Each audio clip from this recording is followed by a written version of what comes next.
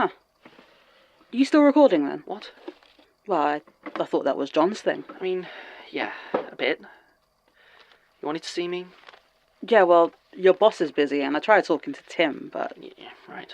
And he said Sasha's gone, so I thought I'd talk to you. Mm-hmm. Okay, what do you want? I'm looking for Daisy.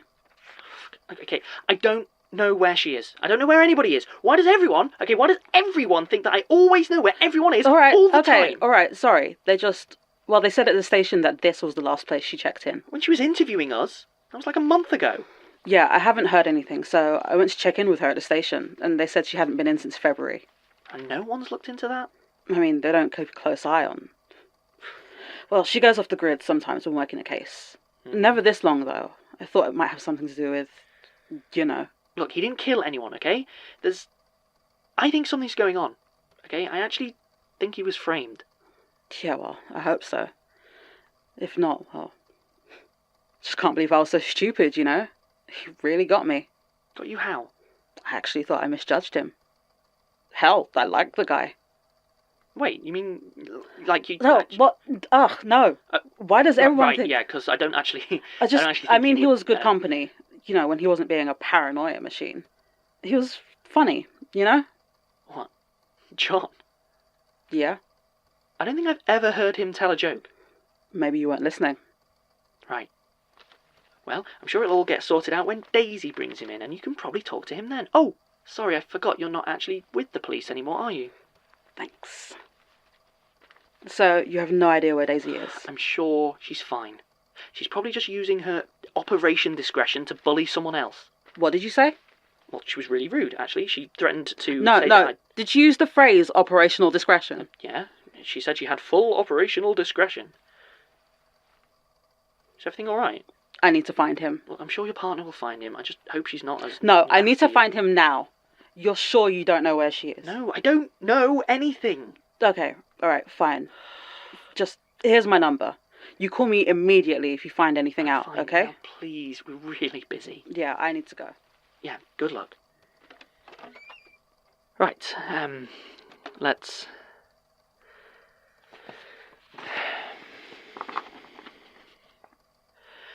Martin Blackwood, archival assistant at the Magnus Institute, recording statement number 0031104, statement of Enrique Macmillan, given 4th November 2003. Statement begins. I never really loved the digging. Too much like hard work, I always used to say, and I'm not a young man anymore. So generally, if the finds aren't near enough the surface for me to just pick them up, I'll leave them be. Sometimes, though, you just can't help yourself. You need to know what's under there. So you get down on your knees and dig, dig, dig. Last Saturday was like that. I hadn't thought it would be, really. My knees had been acting up all week because of the damp, and I was mainly going out for the walk rather than looking for any particular finds. To be honest, I was in two minds about taking the metal detector at all. It's not exactly a lightweight piece of equipment. Back when I lived in London, I always used to do mudlarking down the Thames, wandering through the low tide with nothing but a bag, my eyes and a pair of thick gloves. I miss those days, without the weight of the detector, without the need to dig. I don't even know why I took it. In the end, that stretch of beach is hardly virgin territory for hobbyists like me, and it's usually been picked perfectly clean, so you can imagine my surprise when I started to pick something up just before Smeaton's Pier. It was almost dark by this point, and the cool salt air of St. Ives Harbour blew a fine spray of sand against my cheeks. It stung slightly, but not in an unpleasant way. Bracing, I think the word is. It was peaceful, quiet, and I was lost in my own thoughts, staring out over the darkening ocean, when the metal detector interrupted, breaking my trance. I pulled out my little torch and shone it at the spot, looking for the telltale glint. There was nothing but sand. Whatever it was must have been buried. I was debating with myself whether to leave it be when the detector barked again, more insistently. I hadn't found anything else that day, so I sighed, pulled out my small metal spade out of my bag, and started to dig. It was only a minute or two before I saw it, a hint of gold-plated metal amid the coarser gold of the sand. A watch. The face was cracked down the middle, and the hands were frozen at 4:19, but other than that it seemed to be in rather good condition.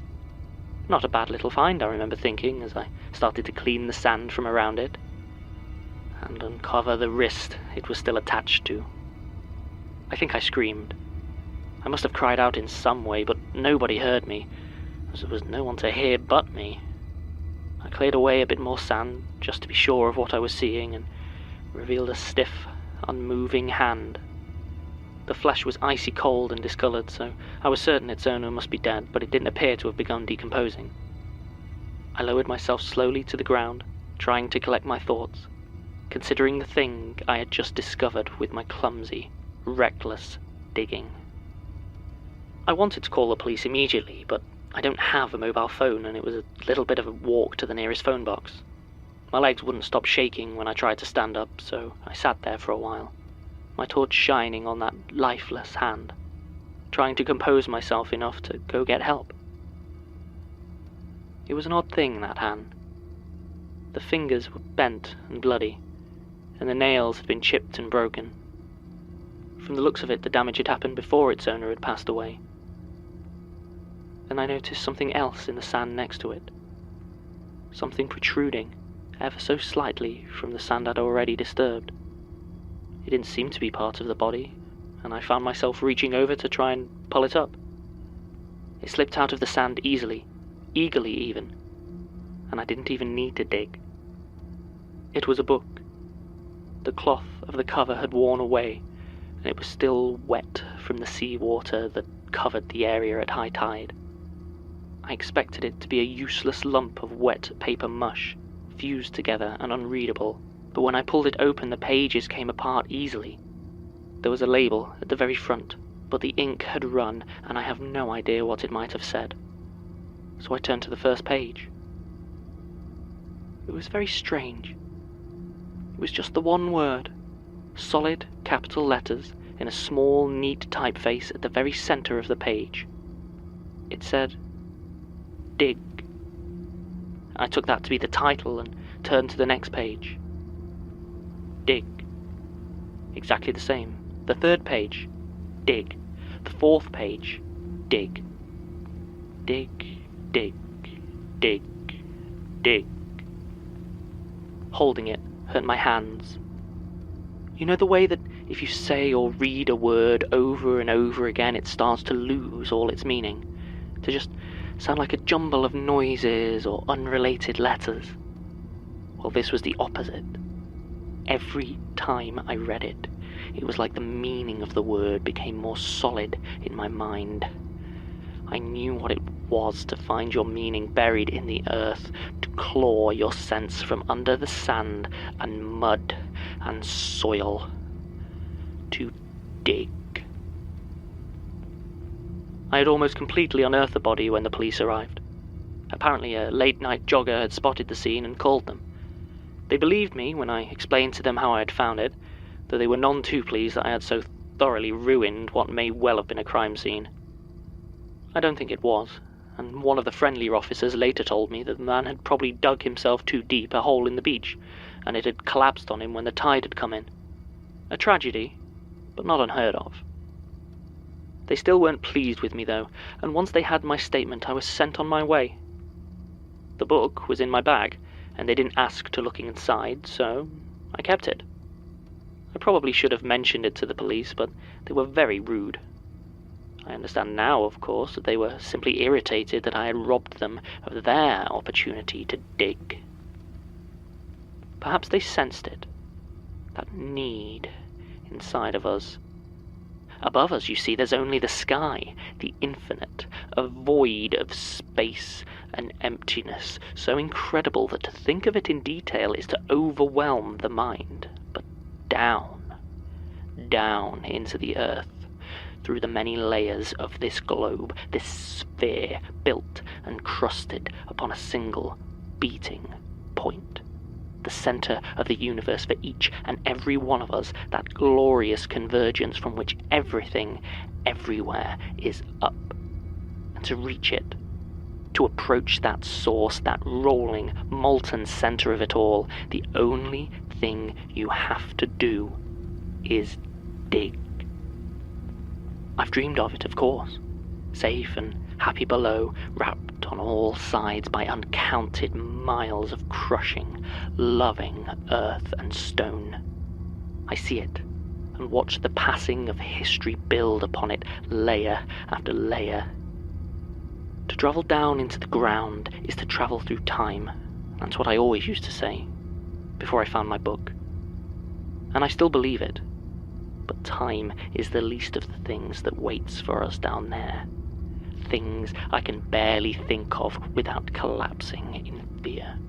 1,000 terrible things trapped and alone, out of air and out of light, all contained within those 3 hideous letters. Dig. In those dreams I hold a spade. It screams when I plunge it into the weeping soil, and the voice it cries out with is my own.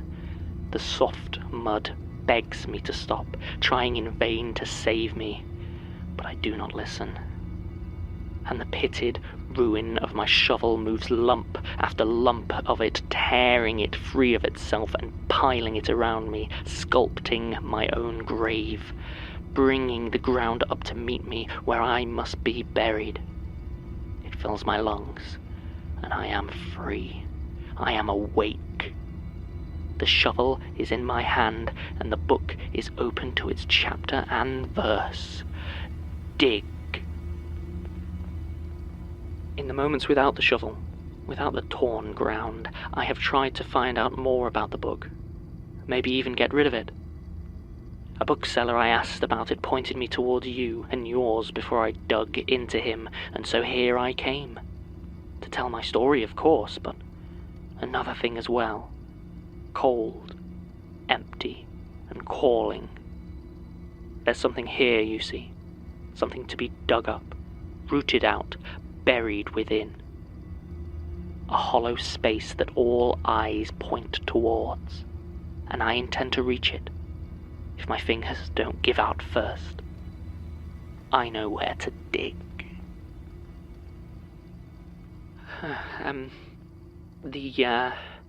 The statement ends rather abruptly there. Based on a few scattered notes and accounts from some of the older staff, it sounds like Mr. Macmillan got in a bit of a fight, which led to his arrest, and the replacement of quite a bit of the floor in John's office. There are still a couple of boards with marks on them that I'd always hoped weren't fingernail scratches, but I guess. Anyway, Mr. Macmillan passed away whilst awaiting trial. Official cause of death is listed as asphyxiation, but I can't find any details about exactly what happened. The book is currently held by Artifact Storage in a welded iron box and placed on the top of the Do Not Access list. But since then, it doesn't look like it's caused anything weird to happen. Yes? Hi, have you got a moment? Yeah, I think. Are you all right? Yeah. Sorry, just a lot of change recently. You know, you and John and Sasha, and everything's gone a bit wrong. It's this, the not knowing, you know. I mean, John's still alive. Not sure why, but I'm sure of that. But Sasha, Yes, it's probably... Sorry. What do you need? Oh, right, yes. Is there any sort of database, maybe? Statement givers or people referenced? I'm trying to get hold of a witness from a recent one. Yeah, I wish. That would make the job a lot easier. No one's even tried to make one. Oh, you weren't here when we took the place over from Gertrude. I mean, it's been over a year just to get it like this. I mean, I think the database was on John's list, but... So how do you track someone down? Oh, well, you know, we've got a few contacts in various record offices around the place. Aside from that, it's just a bit of detective work, really. Tim used to do a great line in impersonating people to utility companies. Oh, the number of times he got them to, give him his own address and... Right. This one, the name is Jude Perry. Doesn't mean anything to you, does it? No. Did you give a statement? Not yet. Well, sorry, I can't be more help. Sure. Oh, one other thing. Who do I talk to about artifact storage? Oh, depends what you need. Probably Sonia? Why? Are you sure you're ready for it? What's that supposed to mean? No, I just, it's... There's quite a lot of weird I'm not stuff, an amateur, Martin. No, I know the sort of thing that's in yeah, there. I just need to know who I talk to about missing pieces. Yeah, probably Sonia. Wait, why? What's gone missing? An old Calliope organ. It's there in the inventory, but no one can find it when I ask. Huh. I mean, that's not great. Did you need it for something? Just following up a statement. Trying to get a few answers, you know? Well, if you find any, let me know.